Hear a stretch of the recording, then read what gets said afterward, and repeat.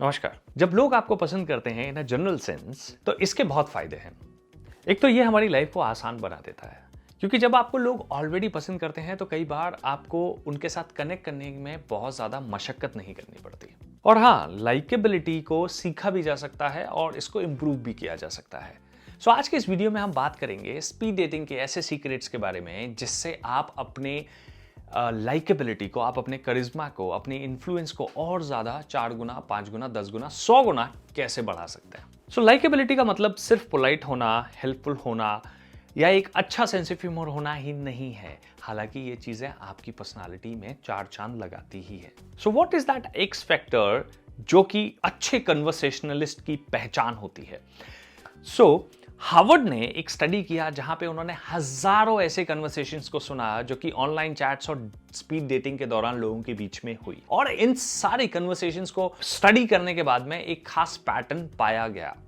वो पैटर्न ये था कि जो लोग, हालांकि इससे पहले हम ये समझते हैं स्पीड डेटिंग क्या होती है। तो स्पीड डेटिंग एक ऐसा प्रोसेस है जो कि वेस्ट में बहुत कॉमन है, जहां पे लोग बहुत सारे लोगों से मिलते हैं और थोड़ी थोड़ी देर के लिए उनसे बात करते हैं। ऐसे लोग जो रोमांटिक रिलेशनशिप की तलाश में हैं, और वो उन लोगों से बातचीत करके, वो इनिशियली 15-20 मिनट, 1 घंटे की जो बातचीत है उसमें ये फाइंड आउट करने की कोशिश करते हैं कि क्या ये इंसान में मुझे इंटरेस्ट है या इस इंसान को मुझ में इंटरेस्ट आ सकता है, या फिर एक म्यूचुअल इंटरेस्ट फाइंड करने की कोशिश करते हैं। सो इस पूरी स्टडी के दौरान वो जो स्पीड डेटिंग के जो चैट्स, ऑनलाइन कन्वर्सेशंस के बीच में जो इंटरेस्टिंग चीज निकल के आई वो ये थी कि जिन लोगों ने एक दूसरे को पसंद किया, जिन्होंने ये डिसाइड किया कि वो दोबारा मिलेंगे उस कन्वर्सेशन के बाद में, ऐसे केसेस में शुरू के 15 मिनट में एक दूसरे से करीब करीब 9 सवाल पूछे गए थे।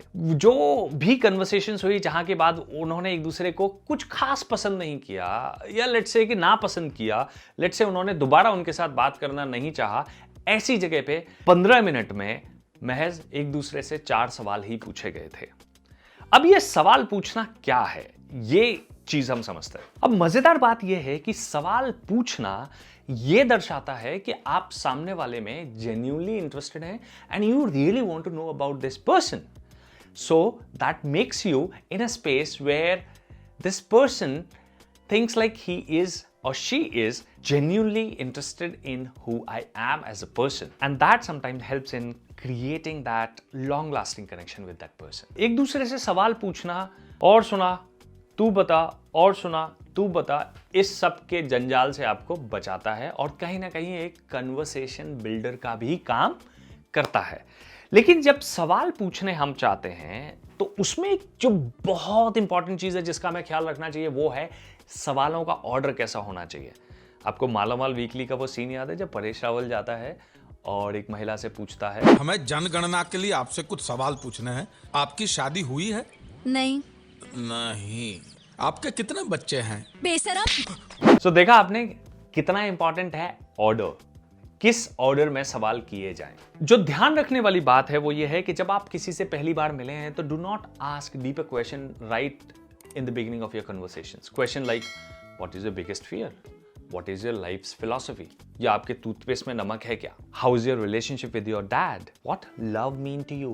Oh, please do not ever ask these deeper questions in the beginning of your conversation. Rather, keep it slow. General question से हम धीरे धीरे आगे बढ़ते जा सकते हैं। सो बेस्ट स्ट्रैटेजी क्या होती है? The best strategy is you can ask general question and move up a ladder. जैसे थोड़ा थोड़ा आप अपने गेम को लेवल अप, कन्वर्सेशन को कर सकते हैं। तो कैसे? You can probably ask, okay hi, where are you from? Okay, that's your home town. What is interesting about your home town? What do you do for work and how do you do that? What do you mean by that? That's a follow up question.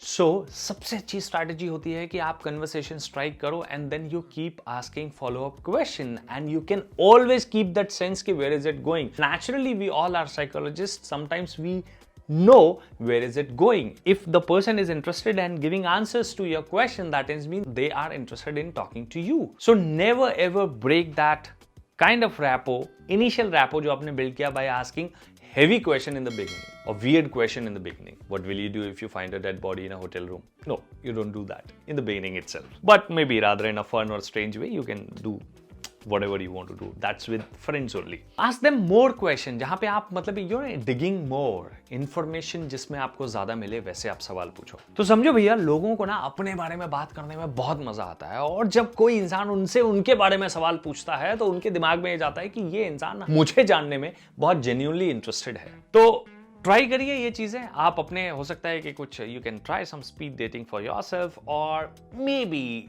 you can include this in every of your professional communication with your colleagues and with somebody with your clients also, so you get to know each other well.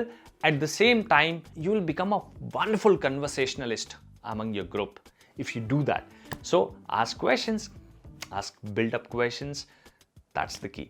और आप मुझे comments में बता सकते हैं कि naturally आप लोगों से किस तरह के सवाल पूछते हैं जिससे आपका conversation build हो सके. So what kind of conversation builder question that you ask in your conversations? So that's all for the video. Thank you so much for watching. Please do not forget to subscribe to the channel and keep following for the content. Thank you so much.